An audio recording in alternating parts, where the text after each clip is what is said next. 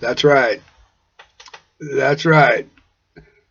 The Idaho State Insurance Fund, through their attorney, the law firm of Anderson, Julian Hall, they want to have oral argument before the Idaho Supreme Court on my appeal on the findings of facts and conclusions of law that was put together by the Honorable Douglas Donahue, referee assigned to my case. Now, oral argument, well, when the date's set, I'll let y'all know, but my opening argument and oral argument is, did the Idaho State Insurance Fund commit fraud? Miss Jewel Owens from the Idaho State Insurance Fund, again, did you have proper authorization to have my medical records in your possession and send them to other medical providers for review on this date? Miss Jewel Owens from the Idaho State Insurance Fund, did you have on August 1st, 2008, a HIPAA medical release form or HIPAA authorization to get my medical records from the Idaho Department of Correction on August 1st, 2008? Ms. Jewel Owens, the Idaho State Insurance Fund committed fraud on August 11th of 2008. Ms. Jewel Owens, did you have proper authorization with a HIPAA medical release form to have these records in your possession on August 11th of 2008?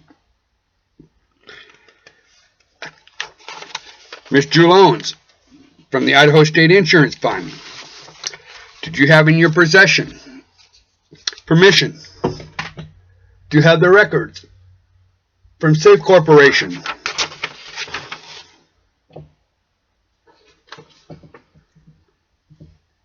on August 7th of 2008? Ms. Jewel Owens, isn't it true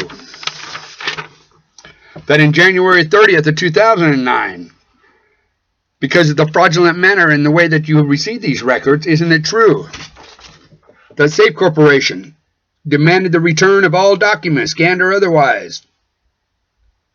Yes. And you also sent them back. And those records were deemed mute. Can the Industrial Commission and the referee explain to the Supreme Court why those Safe Corporations were brought up at my hearing and why they're being brought up now if they were deemed mute? Is it because of my Lynn Luker / legislator, which I will have to deal with him come next session? I guess I missed out on it the day before. But there it is, before the Idaho Supreme Court. The Idaho State Insurance Fund wants to have oral argument. Bring it on.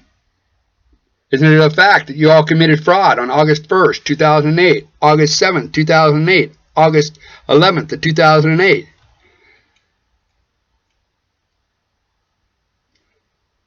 Isn't it true, the medical records that you are using and that the referee, Donahue, made his findings of facts and conclusions of law on? Isn't it true that the statements, when you sent off for those records from Holy Rosary on August 11th of 2008, specifically asking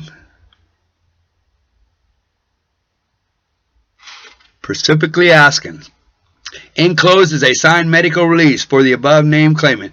Please send the following: all medical records prior to 4/17 of 08. So,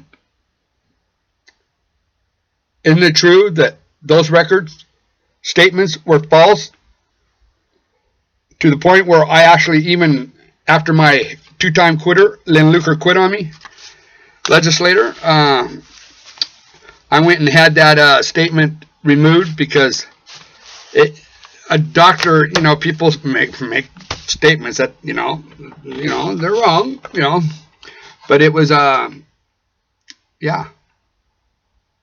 It had stated that I was in prison for selling narcotics.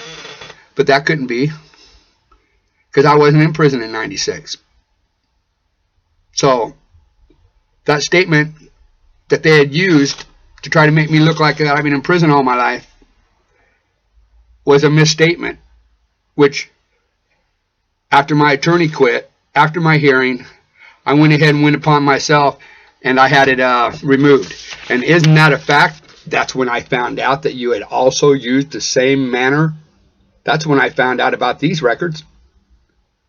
That's why you haven't heard about these records. I wasn't really aware about these records, but even though I knew that they were out and about, medical records. But you see, you also received those fraudulently. Because my attorney, he went and helped me change that statement. He said, don't worry about it, the commission will figure it out. Yeah, I could see how the commission figured it out. Okay. Oral argument. Did the Idaho State Insurance Fund commit fraud against an injured worker on August 1st, 2008, August 7th, 2008, August 11th, 2008? I want to know.